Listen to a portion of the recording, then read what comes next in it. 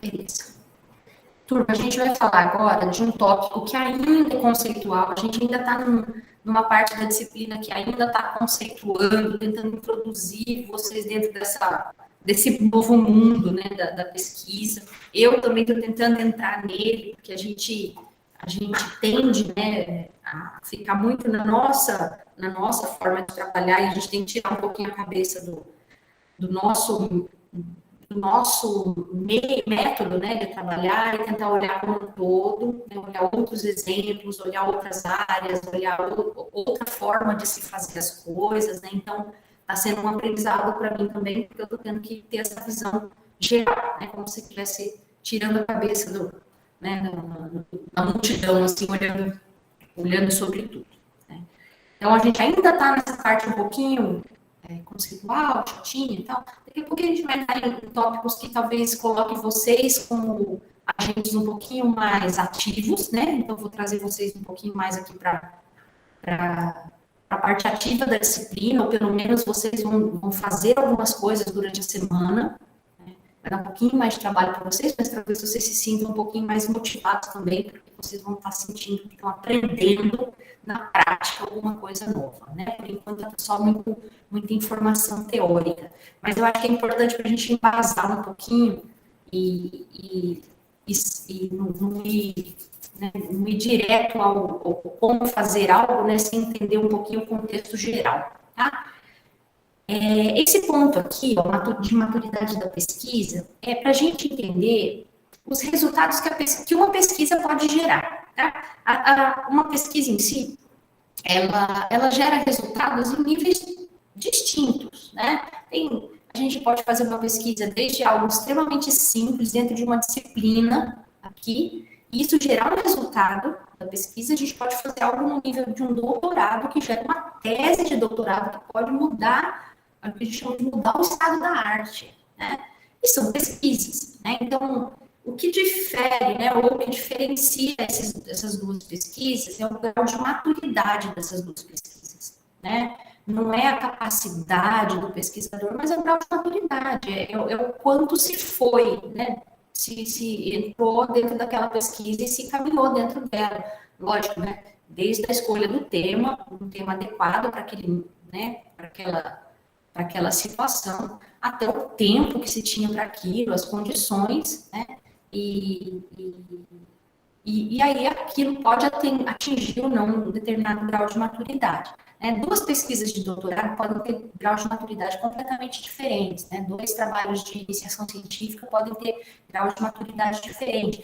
Tanto é que, às vezes, um trabalho de iniciação científica gera um relatório de iniciação científica e morre ali. E um outro trabalho de iniciação científica se torna um trabalho de mestrado, né? Se torna um bom início de um trabalho de mestrado. Né? Quantas iniciações científicas não se tornam, às vezes, um pontapé inicial já muito bem dado, né, de um trabalho de mestrado.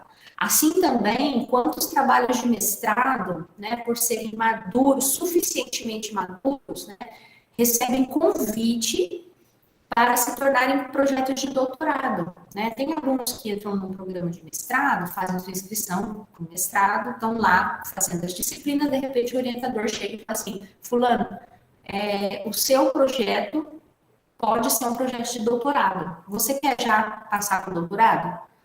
O aluno não é desse tamanho, mas ele vê uma super vantagem, né? Ele vai poupar tempo e ele vai sair daquele curso com grau de doutor, sem ter o grau de mestre. Ele vai ter o grau de doutor, que é o que vale no final das contas, né? Então,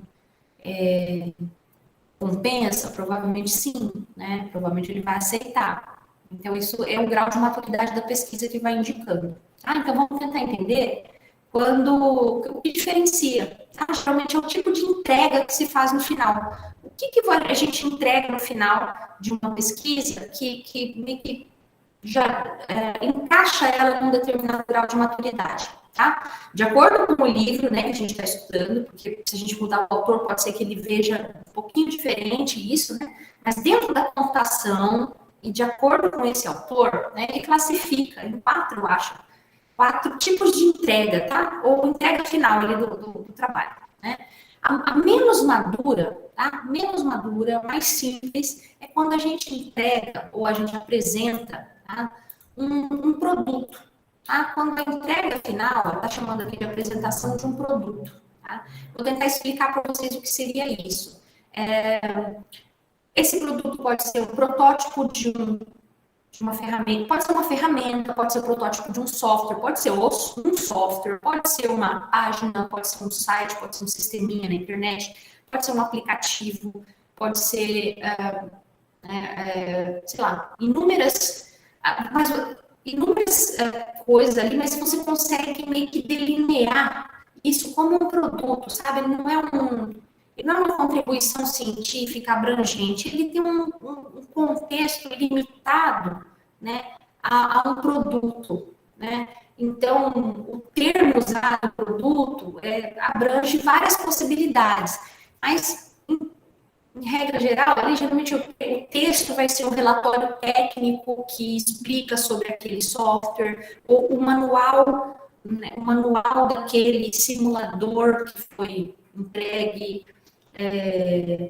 sei lá, pode ser o manual ou o relatório técnico de um código que está lá na internet, no Git, código aberto, né? Você fez um artigo ou alguma coisa que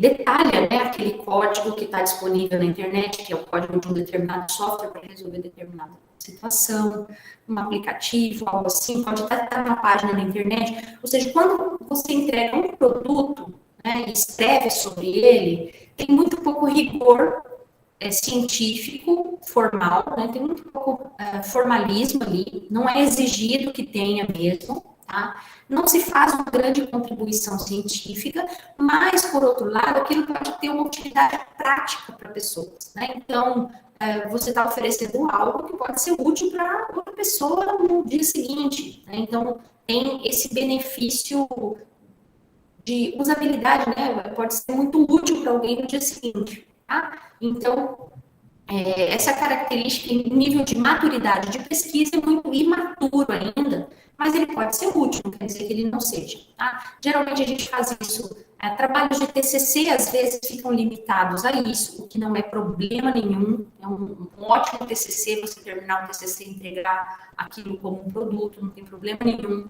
Né? Uma iniciação científica pode terminar com a entrega de um produto. Eu vou mostrar para vocês um TCC de um aluno meu, tem uma iniciação científica de uma ótima aluna que eu tive, que também foi a entrega de um produto, de uma interface, de um simulador perfeito, super limitado nesse escopo e apresentou no workshop de iniciação científica, bonitinho, né? Não é desmerecido por isso, né? Pode ser um trabalho de uma disciplina de graduação, pode ser até um trabalho de uma disciplina de pós-graduação, pode ser o resultado colateral de uma pesquisa de pós-graduação. Por exemplo, a pessoa está fazendo um mestrado e na pesquisa principal do mestrado dela, teve um bracinho ali da pesquisa principal que era aquele produto, né? Como pesquisa principal, não se justificaria aquele produto numa pós-graduação estrito sensu, numa pós-graduação de bom porte, né? Mas como um efeito colateral, um trabalho colateral, se justificaria, né? E aí eu trouxe para vocês aqui, deixa eu ver se eu consigo abrir, eu não sei se ele abre aqui. Abriu, não abriu não, né? Ele não troca. Espera um pouquinho que eu vou trocar para vocês. Eu vou mostrar para vocês um que eu trouxe no próprio link.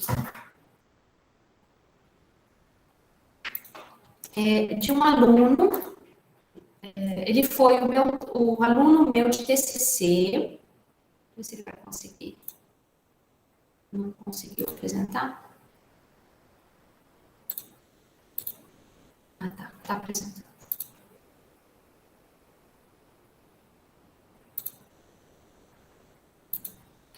É um vizinho de ler, né? Porque opa. Aumentar por aqui. Só para mostrar para vocês o que seria o resultado, um exemplo de resultado de um trabalho de pesquisa que apresentou no final um produto, tá? Então, não quer dizer que por ser um produto foi desmerecido de alguma forma pela academia, nada disso. Tá? Tanto é o que foi aceito num journal internacional, que não ele é chamado de internacional, mas ele, na verdade, ele é escrito em português, então eu não sei porque ele é dito como internacional, mas de educação na área de arquitetura de computadores, tá? IJCAI. E acho que é porque ele está dentro, eu já sei por quê, porque ele está dentro de uma conferência que é de porte internacional, então ele é um journal dentro de uma conferência internacional de grande porte, sabe? Então ele ficou como internacional também, né? Mas ele aceita artigos, trabalhos em português ou em inglês, né? Tanto faz. Então ele foi aceito lá, então não quer dizer que por ter sido um produto ficou desmerecido, mas a gente não conseguiria, por exemplo, emplacar esse simulador, né, que é esse produto, na trilha principal do evento principal. Porque o evento principal, que é essa conferência, né, de grande porte, ali está esperando contribuições científicas mais maduras no nível num nível de maturidade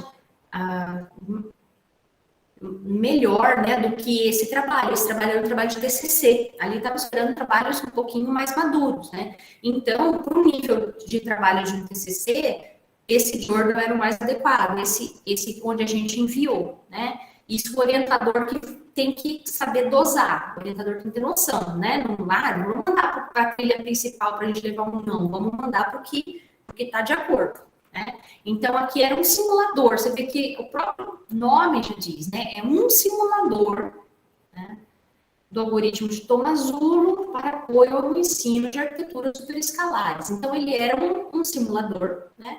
Mas por que eu digo que ele não foi uma pesquisa muito madura? Porque a gente, na época que a gente trabalhou com ele, a gente apresenta aqui nesse artigo o simulador, né, como ele foi implementado, a metodologia, todo o esquema interno, né, a linguagem, o ambiente, a interface, né, todo o software, né, um pouquinho dos diagramas, como ele foi validado, mas a validação dele foi uma validação assim, rodamos código nele e funcionou, né, tais códigos funcionaram. O que a gente não fez nele? A gente não comparou ele de uma forma sistematizada, uma forma mais robusta, a gente não comparou ele com outros simuladores existentes no meio, né, acadêmico aí para o ensino de arquitetura. Nós não fizemos isso, né, por falta de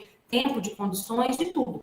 Então, ou talvez até porque a gente não tenha nem achado algum, tá? Tem isso também, nem me lembro, né? Então, a nossa validação foi uma validação meio que comparando ele com ele mesmo, sabe? Porque a gente só validou ele com relação ao código estar correto, a funcionar, né? Ou comparando ele, aqui acho que a gente usou, deixa eu ver aqui, a gente comparou o código, acho que a gente fez uma comparação simples com outro simulador. Não, ó, o simulador Mars foi usado como comparação, né? Só para dar confiabilidade, né? Ou seja, só para ver se o código estava correto. Mas o Mars é um simulador de arquiteturas, acho que do MIPS, da arquitetura MIPS, e esse aqui é um Tomasulo, sabe? Uma outra arquitetura. A gente só queria saber se o código no final deu o mesmo resultado nos dois processadores, né? Só para ver se o nosso estava correto, né? Mas a gente não comparou com nenhum outro algoritmo de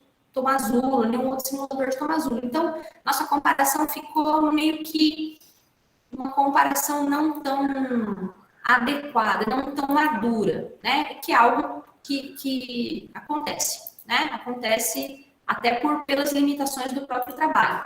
Então, voltando na apresentação aqui, esse é um caso, né? Esse caso que eu mostrei para vocês aqui é um caso de um artigo que apresenta um produto e que até foi melhor do que o que está aqui, né? Aqui seria o menos maduro de todas as pesquisas, porque a gente ainda teve a comparação, né? E aqui ainda fala, geralmente não traz comparações, né, não tem contribuição científica. Nesse caso ainda teve, né? Não tem outro algoritmo de Tomazulli implementado, então a gente pode dizer que teve contribuições, né? Tanto é que foi aceito ali numa revista. Tá? Seguindo, pessoal, aqui no nível de maturidade, eu até diria que aquele nosso trabalho ali estaria entre aquela maturidade de entrega de produto, né?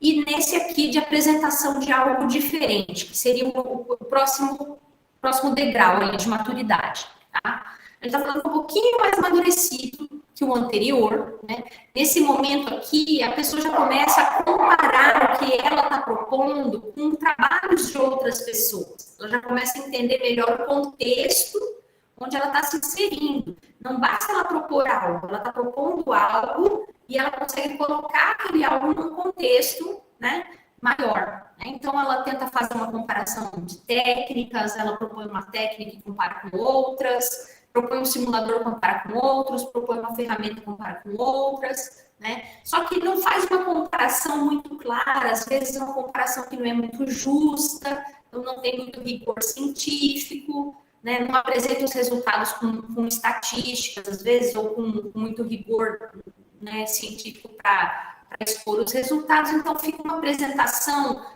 uma comparação que ainda deixa a desejar, né? Que é mais ou menos essa que eu mostrei para vocês no nosso artigo, uma comparação ainda muito rasa, suficiente para dizer assim, ó, tá correto, tá legal, tá bonitinho, mas ainda tem muito que ser feito se a gente for dizer que ele é o melhor, ele é bom, ele ganha dos outros, ainda não está suficiente, sabe? Mas, geralmente, se apresenta nesse tipo de pesquisa algo com características assim, uma tabela, onde você mostra vários trabalhos e o seu trabalho no meio deles, né? Onde você separa determinadas características que aqueles outros trabalhos têm, né? E você tenta marcar, por exemplo, o trabalho 1 tem a característica 1 e a 2. Por sua vez, o trabalho 2, ele tem a característica 1 e não tem a 2, mas tem a 3 e a 4. Né? O trabalho 1 também tem a 4. E assim por diante. E deixa, né, bem destacado que o seu trabalho tem a característica 1, a 2, a 3 e a 4. Né? Estou dando um exemplo genérico aqui, mas desde que você escolha trabalhos que sejam relevantes, vai escolher trabalhos de 20 anos atrás, trabalhos ruins demais, trabalhos que não foram citados por ninguém, trabalhos que não têm o menor sentido, né? Senão você vai comparar o teu com uma coisa muito ruim, tá dando a entender que o teu também é ruim, né? Então, escolher trabalhos relevantes, né? Escolher características que façam sentido também, e fazer análises justas, né? Análises cuidadosas, porque de repente você fala assim, olha, o trabalho 1 não tem a característica 3, ó, o que eu marquei de azul ali. Aí depois o autor lá do trabalho 1 te manda um e-mail bem mal educado, falando assim, ô meu filho, tem sim, tá aqui, né? E eu estou escrevendo para o editor lá de onde você publicou, pedindo para ele tirar teu artigo do ar, porque o que você escreveu lá é mentira, sabe? E aí a gente arruma uma encrenquinha. Né? Então tem que ser uma análise bem cuidadosa, né? Para evitar de ter alguns problemas. Tá? Ainda, né, evoluindo um pouquinho, né, se a gente ainda tentar mostrar que o nosso trabalho ele é melhor do que os demais, né, a gente pode mostrar que ele é presumivelmente melhor, né, fazer uma inferência de que ele é melhor, mas talvez a gente ainda não tenha uma absoluta, assim, não tenha usado a melhor de todas as metodologias, mas a gente já consegue coisas que são essas aqui, pessoal, acho que esse aqui é o ponto, assim, se a gente conseguir chegar nisso aqui, a gente está muito bem, sabe, nesse tipo de argumentação, nesse nível aqui. Porque, ó, nesse nível você já vai usar benchmarks, tá? Benchmarks é quando a gente usa, por exemplo, se a gente está fazendo fazendo uma pesquisa, desenvolvi um algoritmo, desenvolvi alguma coisa para GPU, sei lá, desenvolvi uma técnica de paralelização diferente para GPU, uma técnica de paralelização diferente para GPU, tá? Baseado em software, né? Tem uma diretiva de software ali que eu coloco no meu programinha GPU e ele faz maravilhas, né? como que eu valido isso? Né? Como eu falo, realmente ele é bom? Né? Não vou rodar o meu programa só, eu não posso publicar dizendo que ele foi melhor no meu programa. Né? Eu tenho que publicar dizendo que ele foi melhor num conjunto de programas que toda a comunidade científica aceite como um conjunto de programas que faça sentido. Né? Isso é chamado de fazer um benchmarking, né? Ou fazer benchmark. Ou o que é mais, a gente força bastante a linguagem, a gente fala assim, usa programas de benchmark, né? A gente já tem benchmarks conhecidos, então tem benchmark para GPU, benchmark para CPU, benchmark para multicore, benchmark para supercomputadores, benchmark para sistemas embarcados, benchmark para tudo. Né? Tem benchmarks para tudo quanto é sistema, né? Eu estou falando mais da minha área, mas eu imagino que tem em todas as áreas, né, benchmarks, para a gente já ir direto ao ponto. Vamos pegar benchmarks que a comunidade aceita. Então, vou pegar lá para o GPU, chama, por exemplo, vou pegar um Rodinha, que é um benchmark lá de GPU, e eu vou rodar a minha técnica no Rodinha. Eu vou implementar a minha técnica no benchmark Rodinha. Porque daí, quando eu colocar isso no artigo, as pessoas vão olhar, olha só, ele conseguiu, por exemplo, apliquei a técnica X, que é a minha, né? E ela resultou 10% de aceleração, 10% de ganho de desempenho com relação à aplicação da técnica Y, ou então com relação ao original, né? Ou com relação a nenhuma técnica aplicada, né? A técnica original do Rodinho. Então, puxa, 10%, eles vão olhar sobre o Rodinho, eles vão se interessar. Né? Agora, sobre os programas que eu fiz, eles não vão se interessar. Não sei lá que programa é esse, né? Então, tem que ser sobre benchmarks conhecidos, tá? Sobre programas conhecidos. Isso existe já na comunidade científica. Qualquer pesquisa, você pode procurar, vai ter um benchmark em algum conjunto de aplicações bastante conhecido já para ser utilizado para aquela área, tá? Agora, existem várias questões, né, que vão acabar... podem, né, acabar atrapalhando na maturidade dessa pesquisa. Por exemplo, né, se a gente não escolher Y, né, a técnica Y não for muito relevante, de repente o revisor desse artigo olha e fala assim, tá, muito bonito, né, você conseguiu 10% de speed up, 10% de ganho sobre uma técnica que era ruim, né, então não é relevante o teu trabalho, né, então... talvez não seja uma pesquisa tão madura assim, né? Embora tenha aplicado benchmarks, tal, métricas, né? Métricas como a métrica de speed up, se não for relevante aqui, teve um caso, um problema de relevância aqui na comparação, né? Alguém pode capturar e falar, não vai me enganar, né? Ou então, será que Y foi executado nas condições adequadas? Porque, de repente, quando Y foi proposto, né?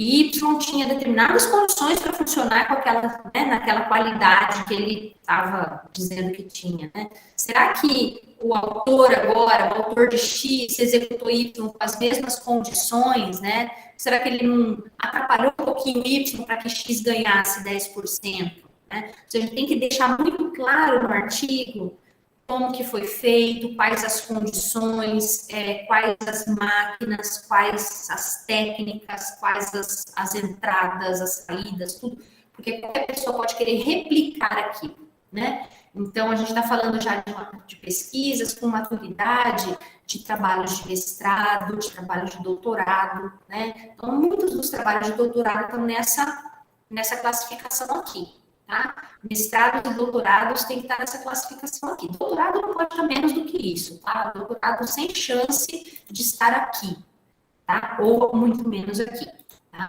Mestrado também tem que estar aqui, tá? Não tem como menos do que talvez um mestrado conseguisse passar, dependendo da situação, numa situação... propôs algo bem legal, sabe? Mas não conseguiu fazer uma boa comparação, talvez passasse nesse nível de maturidade de algo diferente, né?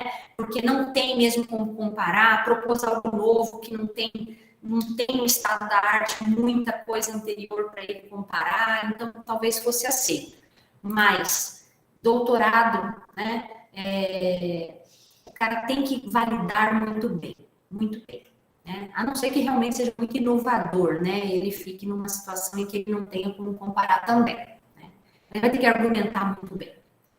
E por último, pessoal, tem duas últimas aqui, que são os níveis de maturidade, seriam os mais elevados aqui, tá? Que a gente vai apresentar.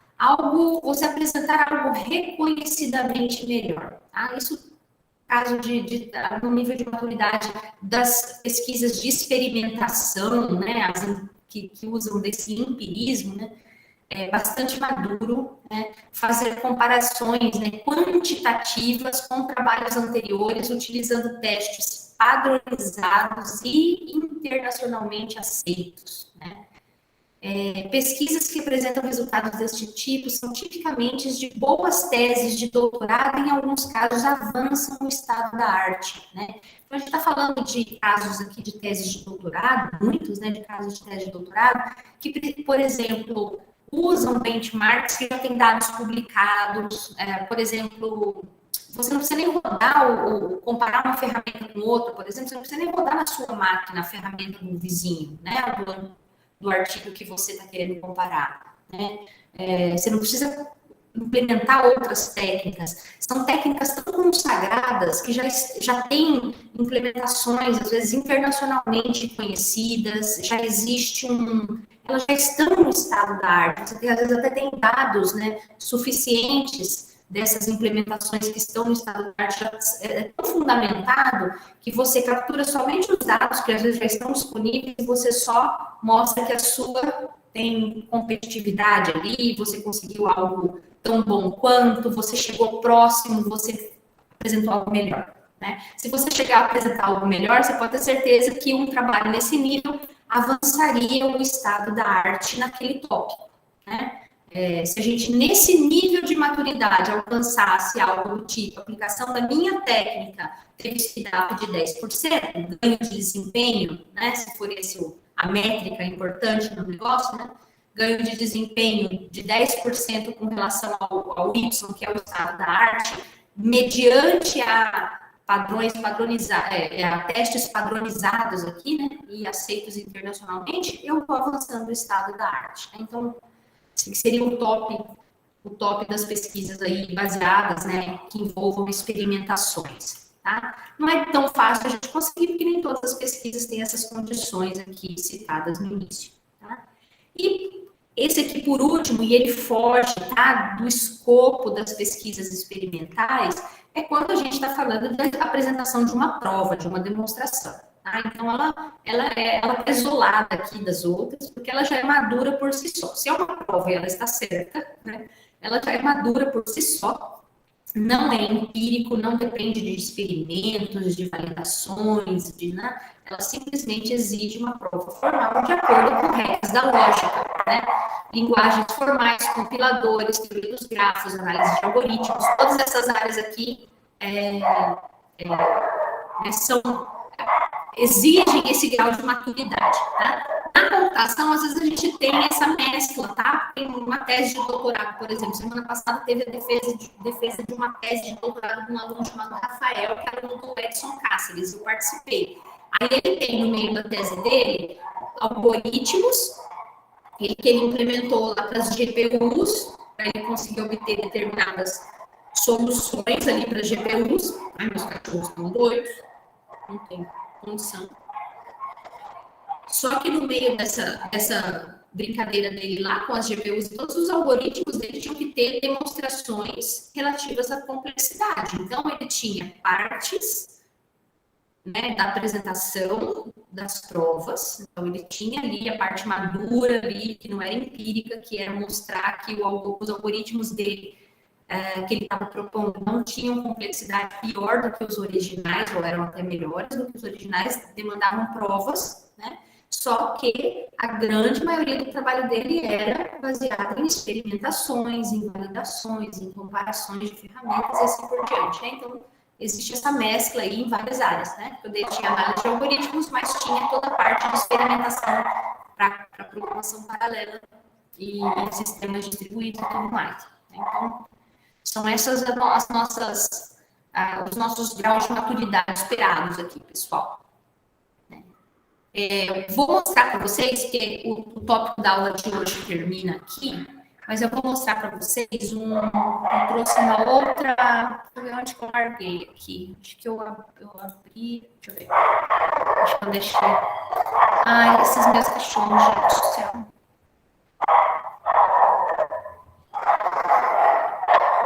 Eles estão doidos aí cedo, não sei o que foi. Zezé! Qual é a diferença? Eu vou mostrar aqui para vocês, pessoal, o que é isso aqui é um EQE, que chama Exame de Qualificação. Sei lá, o Exame de Qualificação de não sei o quê, não lembro o que é o último. É lá da Unicamp, quando eu fiz o doutorado lá. Específico, Exame de Qualificação Específico, acho. Que o EQG, que é Exame de Qualificação Geral, e acho que o EQE é Exame de Qualificação Específica.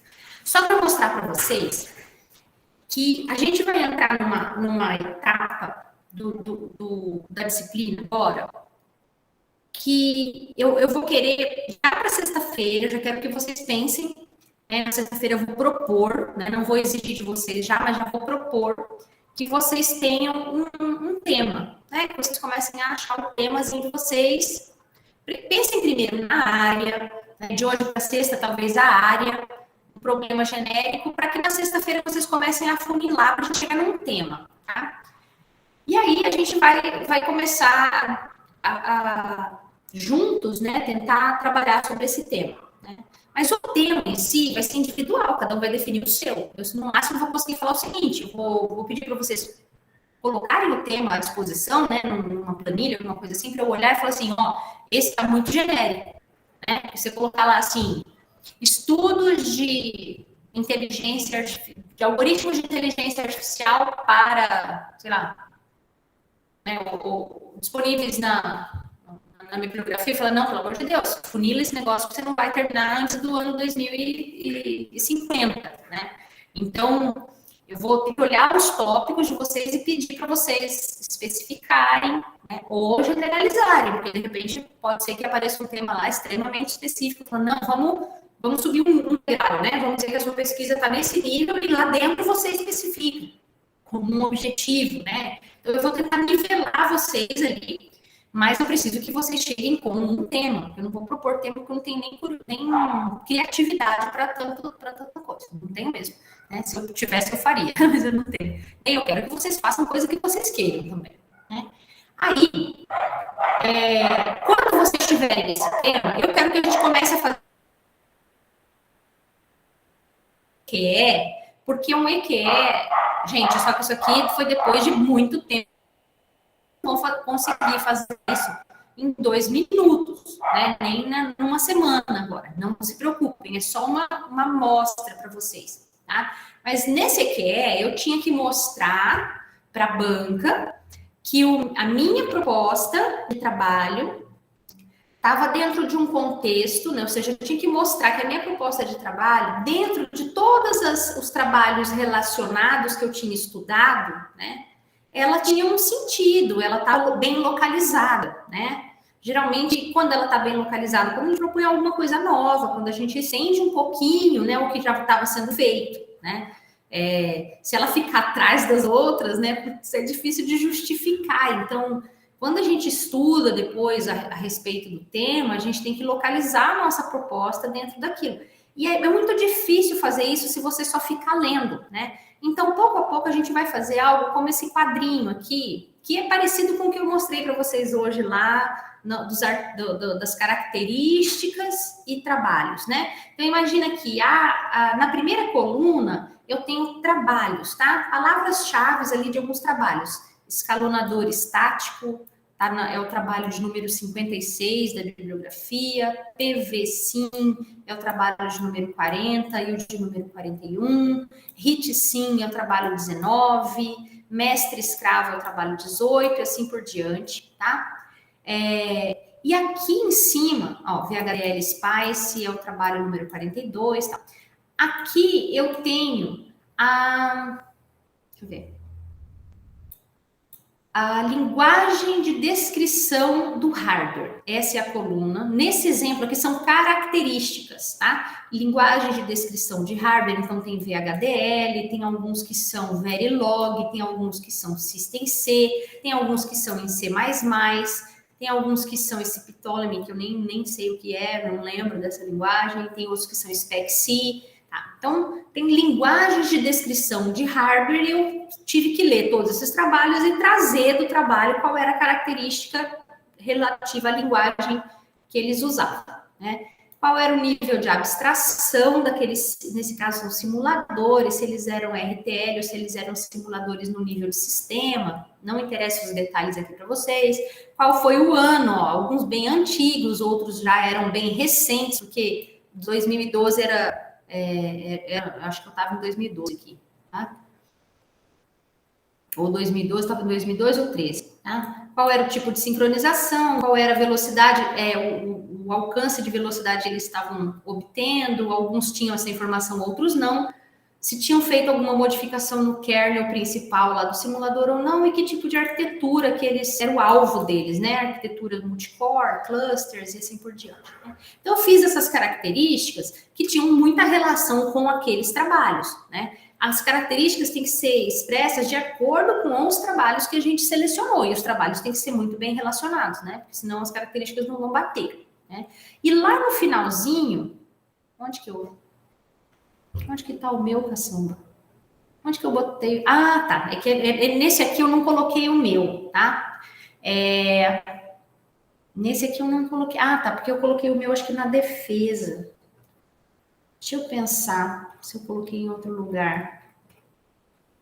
Eu devo ter colocado na defesa, tá? Mas aí o que eu vou querer que a gente faça? Eu vou mostrar o da Raíssa já, porque o da Raíssa eu tenho certeza que a gente colocou, e é menorzinho. No final, a gente tem que colocar o nosso aqui, ó. Tá? Por exemplo, não sei por que eu não coloquei, porque talvez aqui fosse só o EQE, né?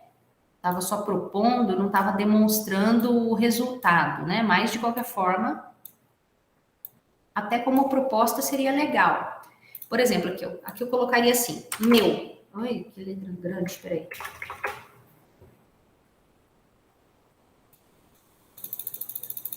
Aqui eu colocaria assim, ó. Esse aqui é o meu trabalho. Esse aqui é o meu trabalho. Aí o meu trabalho, ele seria descrito em System-C. Eu tô dando exemplos aqui, tá, pessoal? Eu nem lembro mais direito o que era isso aqui. Aqui, ó, tem alguns que são RTL, outros que são TLM, lá. Vamos supor que o meu, acho que ele na proposta era essa mesmo, System-C mais TLM, talvez não tivesse nenhum que fosse, sabe? System-C mais TLM 2.0, tá? Tinha uma novidade, né? O ano não faz sentido, porque aqui o ano ia ser o ano que eu ia conseguir terminar, né? Aí aqui, pessoal, era o negócio, ele ia ser otimista. Então, ele ia trazer uma vantagem sobre os outros de ser otimista. Se a gente fosse olhar aqui em cima, ó, tinha um otimista, só que ele era em C++. Acho que não tinha nenhum otimista System-C. O único otimista era C++. Aí, puxa, achei onde que eu vou convencer que o meu trabalho vai ser bom, né? Achei aqui o lugar onde eu vou trabalhar. Eu vou trabalhar numa abordagem System-C otimista. Porque C++ otimista já tem. Conservador tem um monte. System-C conservador tem um monte. Agora, System-C otimista não tem nenhuma. Puxa, acho que é ali. Ali é o caminho, sabe? Então, para um doutorado, fazia muito sentido, né? Agora, assim, o ganho de desempenho só depois de pronto, né? Se eu vou modificar ou não o kernel, talvez eu pudesse ter uma proposta ali, mas eu só ia saber isso realmente no final, né? E qual o meu alvo, talvez eu tivesse também uma proposta, mas eu só ia ter uma certeza melhor no final. Mas só aqui eu já teria puxa, já conseguiria esboçar os meus objetivos com clareza. E os meus objetivos chamariam atenção. Porque quando a gente monta esse tabelão, a gente fala, poxa, achei o buraquinho ali no estado da arte. Se eu estudei 30 artigos sobre o tópico, Para chegar nesses, sei lá quantos aqui, 20, para eu chegar nesses 20, eu estudei 100. Tá? Então, sem brincadeira, eu estudei 100 para chegar em 20, porque de 100 eu joguei trocentos fora, que eram ruins, e peguei os bons. Né? Desses bons, eu montei a tabela. Né, e estudei os bons. E dos bons eu consegui achar esse gap, então eu sei que daqueles 80 que eu joguei fora, nenhum fez o que eu estou propondo, ou se fez, fez mal feito, porque não me chamou nem atenção. Então, tá ali, achei o meu doutorado. Então, assim, vocês não têm que achar nenhum doutorado agora, vocês têm que achar só uma pesquisa legal para vocês trabalharem, né? E essa pesquisa, como eu disse para vocês nas aulas anteriores, hoje ela é só para disciplina. Né? Mas se vocês fizerem isso com motivação, se vocês fizerem isso com ânimo, fizerem isso com dedicação, esse temazinho de vocês aqui, às vezes com pouquinho mais de esforço e com uma boa vontade de um orientador ali, vocês conseguem engatar isso num TCC e com pouco esforço terminar. Tá? Eu mesmo, se tiver alguma aqui que eu vejo que eu consigo dar continuidade, eu continuo com vocês no segundo semestre, né? Dentro da carga horária que eu tenho condição de fazer, mas assim, eu acho que vocês com um trabalho engatado, os professores se animam a assumir TCCs, mesmo que não seja uma área que eles dominem tanto, porque eles vão chegar lá, olhar, o aluno já tem uma revisão bibliográfica feita, objetivos bem definidos, né, e talvez uma proposta de trabalho já delineada, o professor fala, puxa, legal, né? Não pensava em fazer isso, mas quem sabe, vai dar certo. E aí segue com aquele aluno, né? É uma ideia, tá bom? Então, assim, eu tô só dividindo com vocês onde nós vamos chegar. Isso aqui ainda não é para vocês pensarem agora. Mas de hoje para sexta, eu já quero que vocês pensem na área, tá? Vocês vão lá para IA, vocês vão para arquitetura, vocês vão para engenharia de software, vocês vão para teoria da computação, né? Vocês vão se arriscar em alguma coisa multidisciplinar, que, sei lá, envolva computação e educação, física, o Caio que gosta lá, física e computação, vão se arriscar em misturar duas áreas. Pensem na área, né, em alguma demanda da área, alguma coisa que vocês acham que é legal, deem uma vasculhada, talvez procurem, usem aqui, eu vou colocar no chat, pessoal, ou melhor, eu vou colocar aqui no PDF. Usem o Google Scholar. Esse Google Scholar aqui é ótimo para a gente fazer pesquisa de artigos da área, sabe? Deixa eu ver se eu consigo projetar. Vou parar essa apresentação, vou abrir Vou pegar, quer ver? Vou fazer uma pesquisa rápida aqui com vocês, fazendo de conta que eu estou fazendo a pesquisa junto com vocês.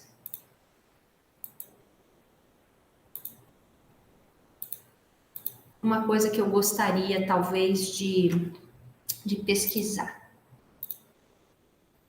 Deixa eu só abrir um navegador aqui. Ah, o que eu falei que eu ia mostrar, ó, antes de fechar. Eu já estava com ele aberto aqui, ó.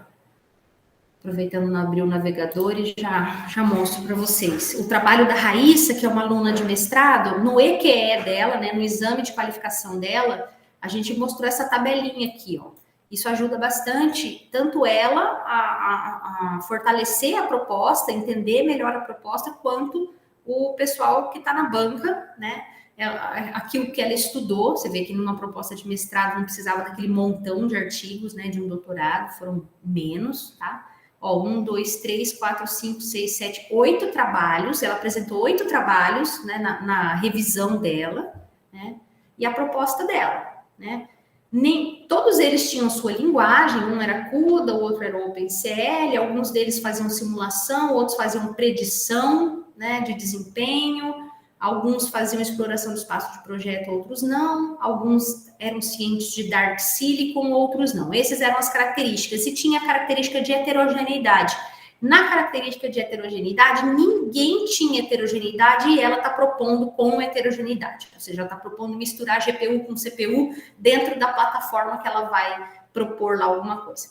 Tá? Então, achamos o ponto-chave aqui. Ela vai predizer o desempenho de aplicações CUDA num ambiente heterogêneo que envolve CPUs e GPUs. Então, é um trabalho que tem predição de desempenho, envolve machine learning, é um trabalho na área de arquitetura de computadores, porque envolve sistemas de computação, GPUs, CPUs, né, num sistema heterogêneo ali. Ah, então, assim, uma tabelinha dessa daqui ajuda bastante, e é isso que a gente ainda vai chegar no nosso trabalho aqui.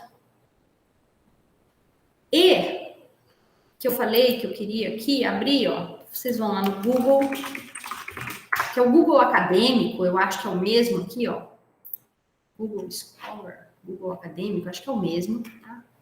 Procurem aí, por exemplo, sei lá, vamos pegar, vamos ver o que tem de legal aí sobre biometria. Caraca, biometria fetal. Não, meu Deus, é muito, né? Biometria facial. Aqui, ó, biometria facial. De repente, ó, só brincando aqui, ó. De repente, será que a gente não consegue fazer um estudo de biometria facial, ó? Poucas imagens de treinamento, ó, já tem alguns PDFs aqui, resumo, esse primeiro aqui, análise de algoritmos de biometria facial para controle de pessoas em espaços privativos. Estudo comparativo de algoritmos de biometria facial disponibilizados pela biblioteca OpenCV para controle de acesso. Ó, 2019, 2019, 2019, são ainda recentes, tá? Não peguem nada antigo, 2021, tá? Smart Flow, biometria facial robusta para identificação visual. Comecem a dar uma olhadinha, baseado no tema que vocês acharem legal, né? E vão começando a pesquisar para ver se vocês conseguem destrinchar um teminha legal para estudar, tá? Na sexta, a gente vai começar a fechar um tema para cada grupo, para cada aluno ou para cada grupo, tá? Vocês preferem trabalhar em dupla ou preferem trabalhar sozinhos? Como que é? Sim, porque quem quer trabalhar sozinho pode trabalhar, tá? Mesmo que outros trabalhem em dupla. Só quero saber se existe a vontade de trabalhar em dupla para alguns ou não. O que vocês me dizem? Ou eu já tô sozinha aqui? De repente eu tô sozinha aqui, eu não sei. O Gregório falou tanto faz. Não conheço muito pessoal daqui. Tem essa questão, né, que hoje nós estamos tudo à distância, né? É difícil trabalhar em dupla nessas condições que nós estamos, né? Sozinho. Para escrita e para estudo, o trabalho sozinho tende a dar melhor resultado, sabe? A não ser que seja uma dupla que já está muito habituada a trabalhar sozinho, já está... Porque não é o tipo do trabalho que dá para dividir. Ó, você estuda e eu faço tal coisa. Porque quem estudou aprende, quem não estudou não aprende, sabe? Então, não vai dar certo. Não vai dar certo, sabe? Então, assim, a princípio vamos fazer sozinho, só que se tiver uma dupla aí que fala, não, eu e o fulano a gente trabalha super bem sozinhos, então não vou limitá-los, tá? Mesmo porque o TCC pode ser dupla, então eu não vou limitá-los nessa questão, tá? Só que esse tipo de trabalho aqui sozinho engrandece bastante a pessoa, eu acho que a pessoa escolhe o tema que ela gosta, ela faz o tempo dela, ela tem o tempo de aprendizado dela, ela tem a dedicação dela, ela tem o resultado dela. Eu acho que nesse momento que vocês estão é bacana, sabe? De vocês trabalharem sozinhos, né? E fazerem a sua própria metodologia, tá? Joinha? A regra do TCC, eu acredito que sim.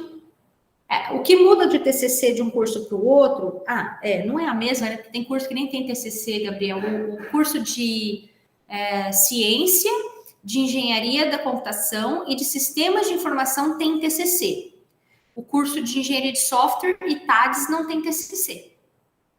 Tá? Isso já é uma diferença fundamental.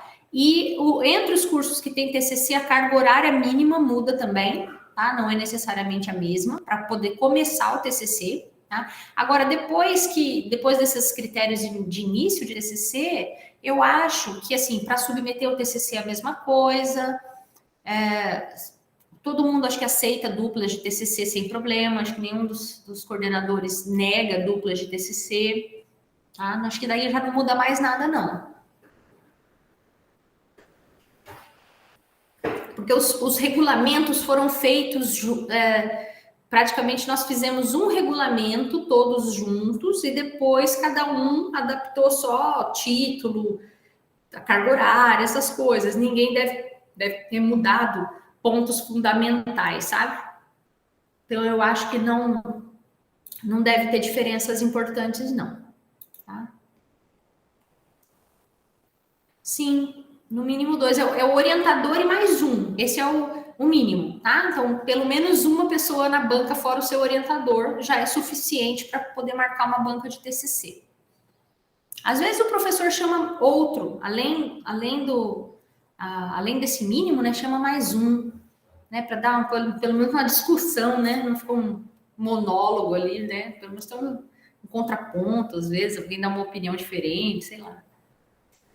Mas só um além do orientador já tem TCC, né? Eu acho que é isso, tá? Joinha, turma. Vamos fazer uma chamadinha básica? Ai, tô cansada hoje. Nem começou a semana, eu tô cansada. Acho que eu tô meio anêmica. Ai, essa hora é a hora de parar de gravar, né? Na hora que eu começo a falar besteira. Deixa eu parar já.